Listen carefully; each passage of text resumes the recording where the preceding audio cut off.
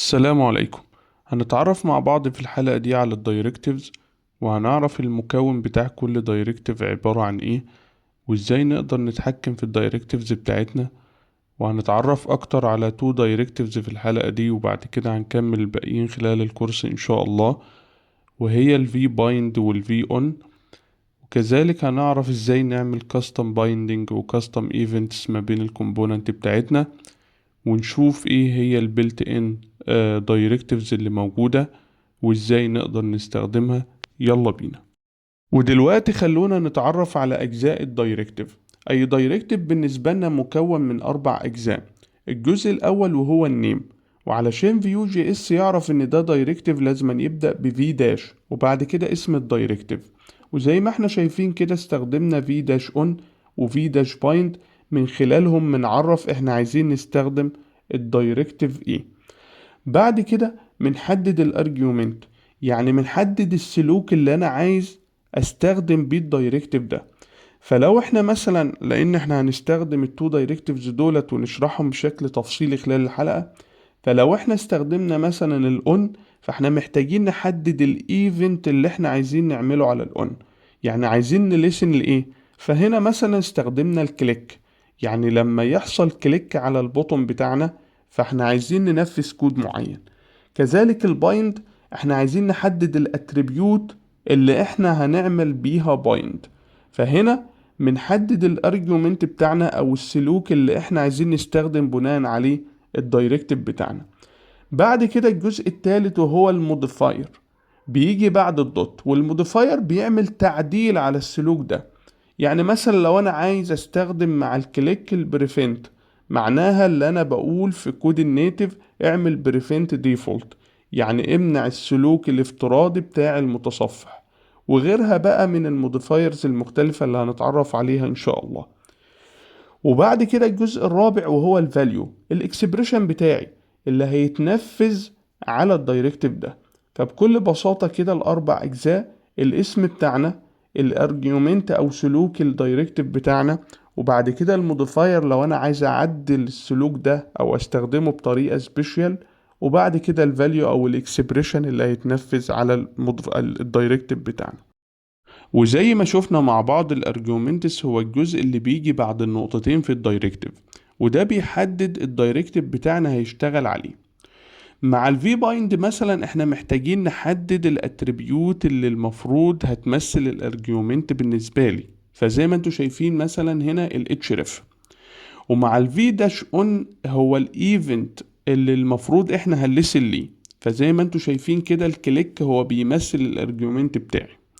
وعلشان طبعا التو دايركتيفز دول بشكل خاص بيستخدموا بكثرة في الكود بتاعنا، فطبعا فيو جي اس عملت لهم شورت هاند او اختصار يعني.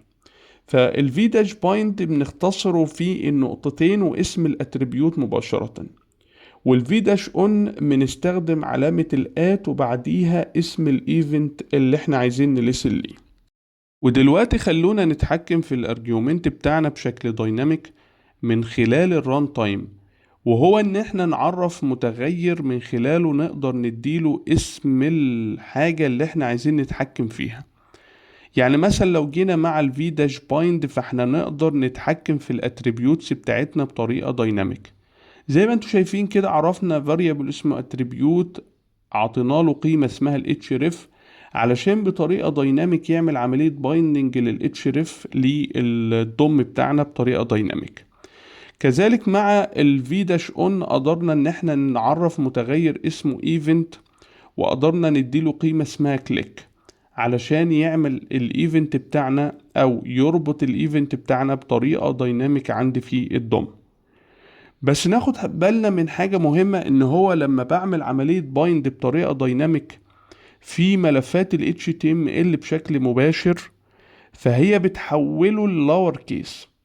فدي نقطة مهمة، ان احنا لو عايزين نستخدم خاصية الدايناميك ارجيومنتس فاحنا نستخدمها مع السنجل فايل كومبوننت او مع البيلت تول. وكذلك لو احنا بنستخدم عملية بايند معينة والاكسبريشن بتاعنا بنل، ففي الحالة دي هو بيعمل unbind على طول. يعني ايه؟ يعني لو القيمة بتاعت الاكسبريشن بتاعتنا بنل، فهو بيعمل عملية عزل اصلا للاتريبيوت ديت من ال HTML بتاعنا. فده طبعا بيدينا ديناميكية كويسة خالص ان احنا نتحكم في وجود الاتريبيوت او عدم وجوده من خلال القيمة بتاعتنا بتاعت الاكسبريشن. ودلوقتي هنتعرف على الموديفايرز، هو الجزء اللي بيجي بعد الدوت في الدايركتيف بتاعنا، وده علشان يعمل عملية تعديل لسلوك الدايركتيف بناء على كنترول انا عايزه.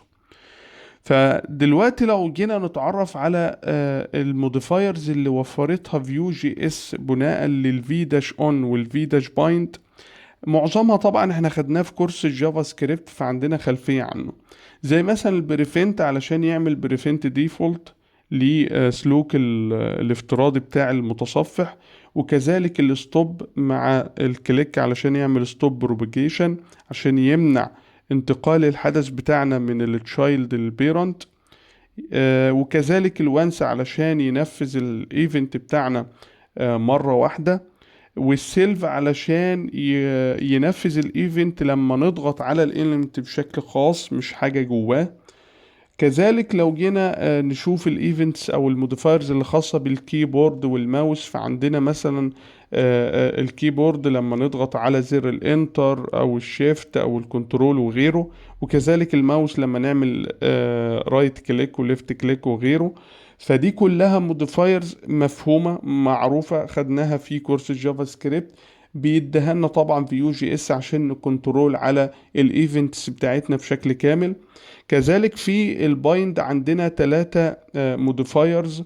الاول اسمه كامل علشان يستخدم الاتريبيوتس بتاعتنا ككامل كيس، علشان احنا بنجبر المتصفح بتاعنا ان هو يستخدمها في شكل الكامل كيس، وده بنحتاجه بشكل كبير في ملفات او في كود الاس في جي علشان هو كيس سنسيتيف بالنسبة للاتريبيوتس بتاعته، وهكذا يعني. عندنا طبعا موديفاير اسمه البروبرتي علشان يستخدم الاتريبيوت دي كبروبرتي بدل ما يستخدمها اتريبيوت، والعكس في الموديفاير اللي اسمه اتريبيوت علشان يستخدمها كاتريبيوت مش بروبرتي. وطبعا الفرق ما بينهم من خلال كورس الجافا سكريبت تقدر تعرف اكتر ان شاء الله. وطبعا فيو جي اس بتقدم لنا مجموعة من البيلت ان دايركتيفز اللي من خلالهم بنقدر نكنترول على التمبلتس بتاعتنا، وهم حوالي 15 دايركتيفز غطينا منهم الفي داش بايند والفي داش اون وكذلك الفي داش اتش تي ام ال، عرفنا تفاصيلهم وايه الارجيومنتس والموديفايرز اللي خاصة بيهم. بقية الدايركتيفز ان شاء الله هنغطيها خلال الحلقات اللي جاية. كمان فيو جي اس بتدينا طريقة الكاستم دايركتيفز علشان ننشئ دايركتيفز خاصة بينا، زي اننا نعمل مثلا دايركتيفز اسمه في داش color عشان نتحكم في الكالرز بتاعت الاليمنتس اللي خاصة بال HTML بتاعنا. طبعا هنتعرف على ده كله خلال الحلقات الجاية ان شاء الله.